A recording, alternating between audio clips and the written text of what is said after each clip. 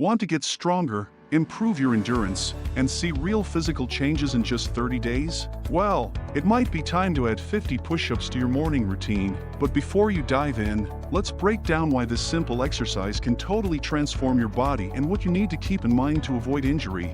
Today, we're talking about the power of doing 50 push-ups every single morning and why it's one of the best ways to build functional strength, boost cardiovascular endurance, and sculpt your body, all from the comfort of your home.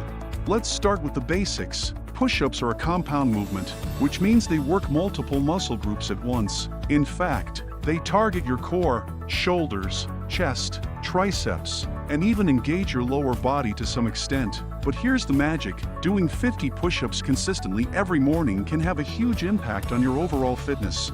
So, what can you expect from this challenge? Well, after just 1 month of sticking to your 50 push-up daily goal, you'll likely notice improved strength, particularly in your upper body and core. Your muscles will become more toned, and your body will adapt to this new challenge. Not to mention, your cardiovascular endurance will get a nice boost too.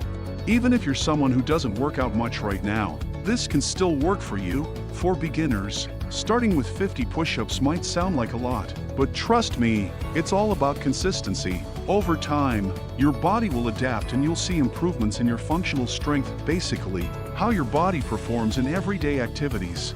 However, there's one important thing I need to mention: pushing yourself too hard too fast can lead to injury. If you're starting from scratch or you're not used to doing push-ups regularly, jumping straight into 50 might put a lot of strain on your muscles and tendons, especially if they're not conditioned for it. That's why it's crucial to listen to your body and gradually increase your intensity. Start with fewer push-ups and work your way up. Warm up beforehand, and don't forget to stretch after your session. This will help you avoid overloading your muscles and prevent any injuries.